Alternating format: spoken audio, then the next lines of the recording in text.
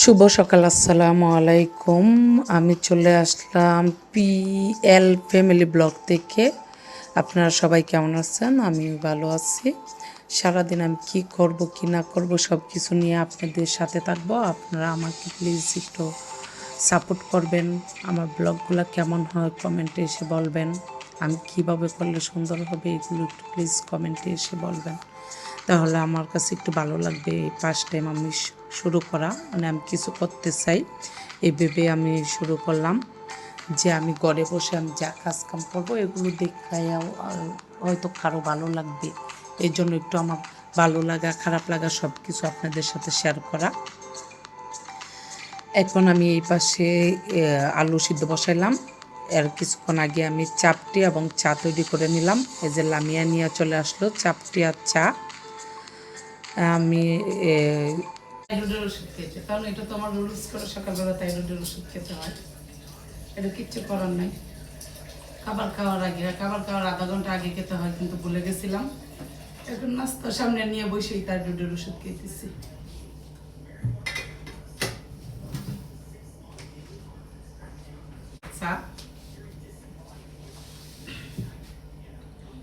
তবে চাপটিটা তাও তো হয়েছে, সুন্দর হয়েছে।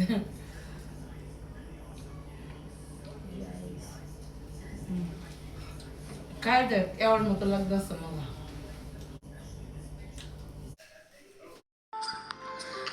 আপনারা ভাববেন যে প্রতিদিন আমি কি একই ব্লগ শেয়ার করি, গাছ দেখাই, কারণ আমি তো গাছকে অনেক বেশি ভালোবাসি। তাই আপনাদের সাথে আমি প্রতিদিনের গাছের মানে পানি দেওয়া পরিষ্কার করা এই কাজগুলো আপনাদের সাথে মাঝে মধ্যে শেয়ার করতে চাই, কারণ আমার গাছ খুব পছন্দের, গাছ খুব ভালোবাসি আমি।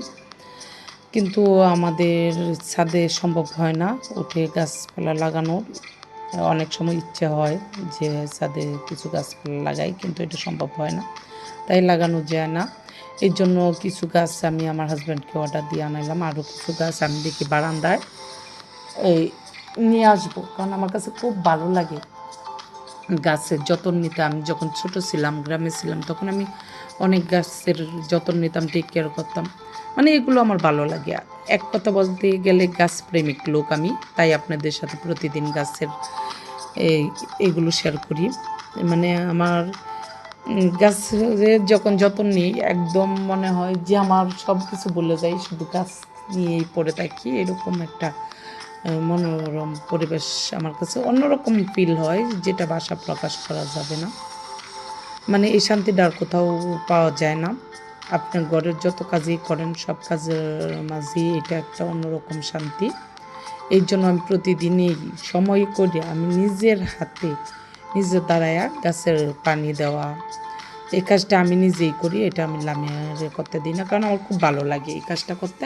আমার মন থেকে বলতেছি, আমার অনেক ভালো লাগে। এখন এগুলো জেরে জুড়ে পরিষ্কার করে নেব। আমি এই কাজটা অনেক যত্নের সহিত করি, কারণ আমার খুব পছন্দের একটা কাজ। আমি অন্য সব কাজের থেকে এই কাজগুলো একটু যত্ন দিয়ে এবং নিজের হাতে করতে পছন্দ করি। এই যে আমার ড্রয়িং রুমের সোফার কাভার খুলে ফেললাম। এখন চলে আসলাম দুপুরে রান্না করার জন্য। দুপুরে আলু দিয়ে একটা সিম্পল রান্না করব, কিন্তু রান্নাটা আজকে সরি আমি আপনাদের সাথে শেয়ার করতে পারলাম না, কারণ অনেক কাজের চাপ ছিল। ওই পাশে আমি কম্বল ভিজায় রাখছিলাম, কম্বল ধুইছি, রান্নার মাঝে মাঝে ফাঁকে রান্না বসায় দিয়ে, এই জন্য রান্নাটা সম্ভব হয় না আপনাদের সাথে শেয়ার করার। কিন্তু খাবারটা শেয়ার করে নিই ভাবলাম, রান্না শেয়ার করতে পারিনি। এদিকে কি হয়েছে, অনেক কাজ ছিল আজকে। এই ড্রয়িং রুমে ওই যে সুপার কাভার খোলা, কম্বল দেওয়া, সব মিলায় অনেক কাজের হয়ে গেছিল। এই জন্য রান্না বান্না শেয়ার করতে পারি নাই, তেমন কোনো কিছু শেয়ার করতে পারি নাই। শেয়ার করতে গেলে কাজ করতে লেট হয়। খাবারটা আমরা শেয়ার করি।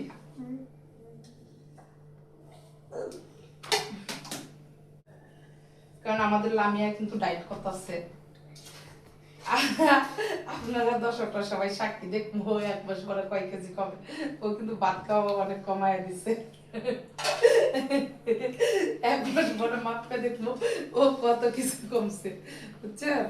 ও সব বেলা ভাত কম কম খায়, মানে ডায়েট শুরু করছে আর কি, বুঝতে পারছি। দেখা যাক কত কেজি কমে সব বেলায়। 1 মাস পরে কিন্তু মাপা হবে সে কত কেজি কমবে।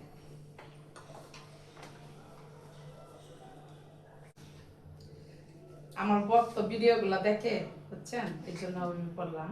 কারণ আমার বর মোটামুটি ভালোই হিসাবই, না হিসাব করা ভালো। আমি আমার বর নিন্দা করতেছি না, বদনামও করতেছি না, হিসাব করা ভালো, কিন্তু আবার অতিরিক্ত কোনো কিছু ভালো না। সব মিলায় যার যার হিসাব তো আপনার কাছে।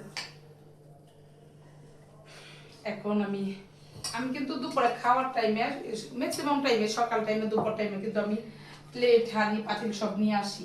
আপনারা আবার কিছু ভাববেন না যে একদম হাঁড়ি পাতিল নিয়ে আসে বসে। বাবা একটু আলু দিয়ে খেয়ে নাও। ঠিক আলু, এটা আলু বাজে, বিসমিল্লাহ বিসমিল্লাহ বললে শুরু করলাম।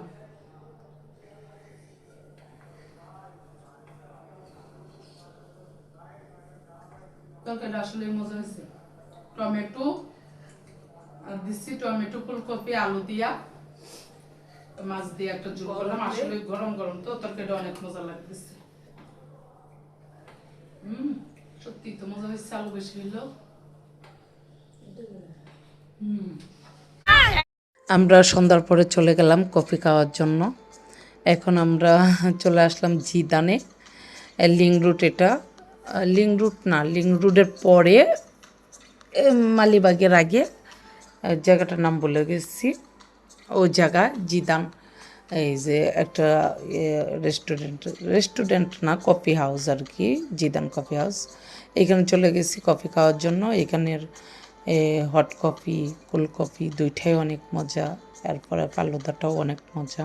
প্রায় সময় যদি এই যে একটা ফালুদা নেওয়া হয়েছে, দুইটা হট কফি নেওয়া হয়েছে, একটা কোল্ড কফি হয়েছে লামিয়া, আর চকলেট মিল্কশেক হয়েছে মোসা।